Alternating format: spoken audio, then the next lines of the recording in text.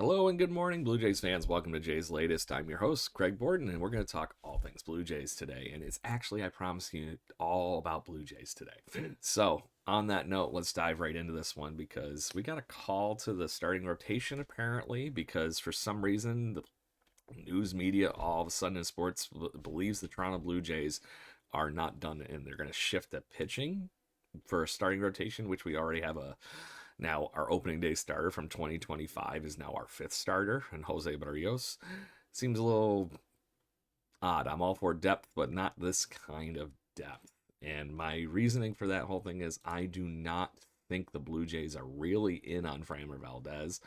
They kicked the tires on him early in the off, or yeah, right when the season ended. Called in, linked into him to talk to him. Apparently, and obviously, we saw where that went when the Blue Jays go for Cody Ponce and Dylan Cease, which, by the way, chef's kiss on that one because those two, I think, are going to be great clubhouse players and they're going to keep things moving. And we're going to get to that note in just a minute. Framber Valdez is seeking a $30 million average, and he's 32 years old. And the reason that I just put him even right off of the list for anybody I would want to see on the Toronto Blue Jays this offseason, you would have to make the argument I'd rather have the guy I hate in all of sports the most in Alex Rodriguez or Jose Altuve before, I would think it would be a good idea of putting Framber Valdez on this team. Framber Valdez is famously known for last year being the one that purposely crossed up his catcher. And for a team that, if he's going to sign a long-term deal with the Blue Jays, there's going to be youngsters that come up. We already know that we're going to see some level of Arjun Amala, Jojo Parker in the next couple of years now with what happened with Bo Bichette. So having young players around, he would have one of the best receiving catchers in all Major League Baseball in Alejandro Kirk. So I doubt this would happen. But if you're not familiar with this story, Astros are playing the Yankees. Bases are now loaded, and Trent Grisham walks into the batter's box. Grisham has a favorable count. All of a sudden, you see the catcher, who is a younger catcher, but from what I saw, pretty good catcher. He's sitting there and like going like this, just don't throw it. Bad idea. Valdez just continues his motion. In the midst of that, he just literally continues to throw the pitch, serves up a meatball right down home plate. Trent Grisham knocks that thing into the Crawford boxes in Houston. And next thing you know, the Yankees are now destroying the Houston Astros. Not a good look.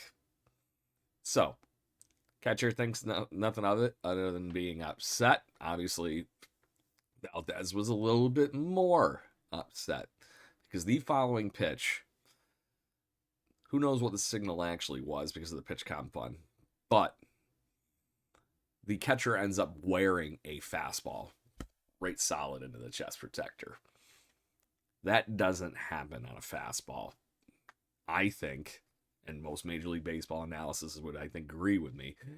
He thought an off-speed pitch was coming, and Valdez just reared back and threw it. And the thing that killed me and sold me on that one the most was he just did a U-turn, walked back to the mound, did not even make eye contact with the young catcher. The young catcher is just sitting there going, "You got to be kidding me."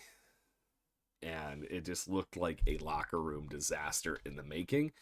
And from there was a little bit of a winning streak for the Astros, but then they fell off the face of the planet to end the season. So was there something going on in that locker room? And was maybe Valdez part of that? Is he a great pitcher? I think so. Is he worth $30 million with that kind of thing going on? Not even close. Let the Yankees, let the Rockies, or whatever the hell deal with that kind of teammate. He looks like he's linked to the Cubs, Phillies, and potentially the Baltimore Orioles. There's a reason he's on the market this long, and I don't think it's because of the talent or what's been going on with the market.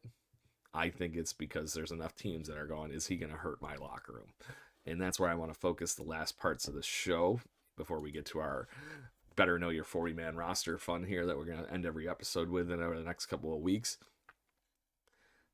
Team chemistry is one of, in my opinion, the most important things. I've been in enough dugouts, played on enough teams. Just think of what you do with your coworkers when you have that bad team and mate and something doesn't go right. What happens?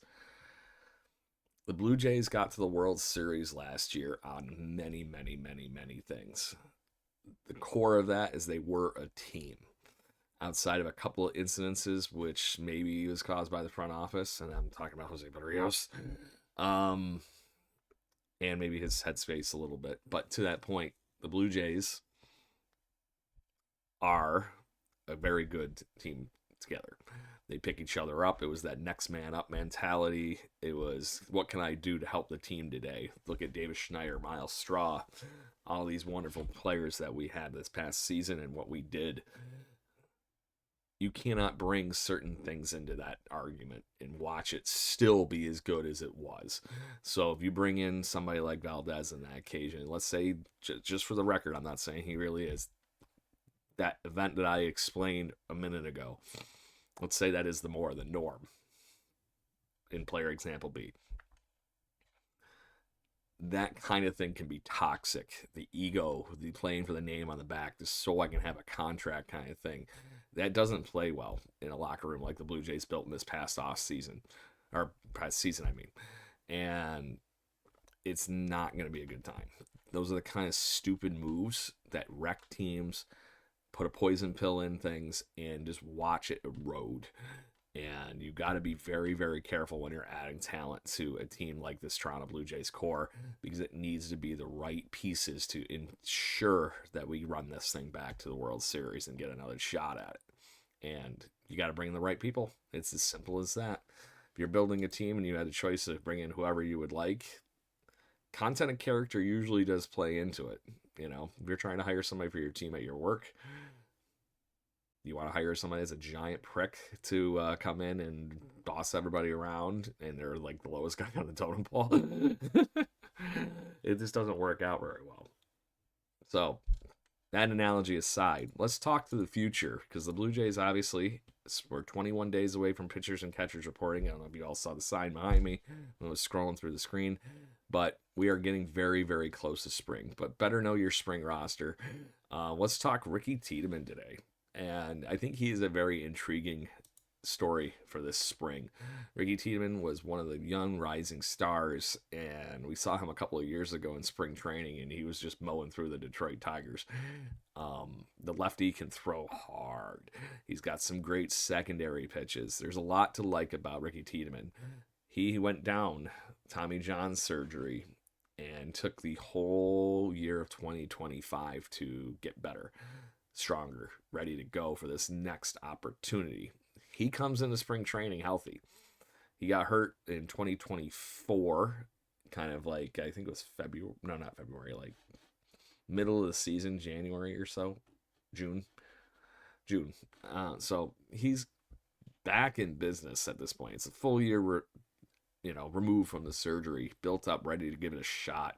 Let's see what the kid can go. He's only 23 years old. He's got all these great secondary pitches. He's going to be very, very fun to watch this spring. It could be the wild card that we actually are looking for in this Blue Jays, season.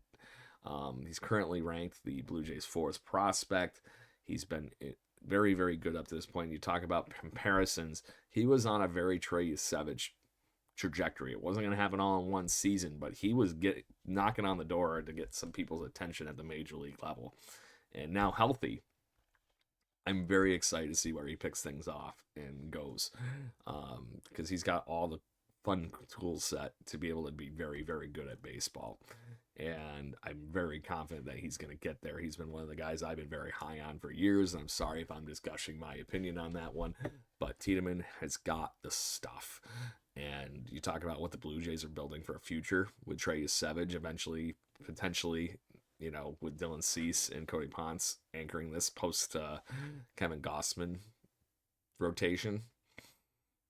Savage is going to need some help, and Tiedemann is going to be right there to do that, along with some other gentlemen that we're going to talk about as we go into spring here, because we're going to talk all the invitees out over the next few days, and we're going to just talk it and have some fun speculating, because I'm also very excited to see Johnny King this spring and see if he is everything that I've been seeing on very fine video in Dunedin in Vancouver. His little cup of coffee in the New Hampshire organization last year. So hit us up in the comment section. Tell us who you're looking forward to seeing this spring training, and we'll obviously get to them. Hope you all have a great day. And as always, let's go Blue Jays.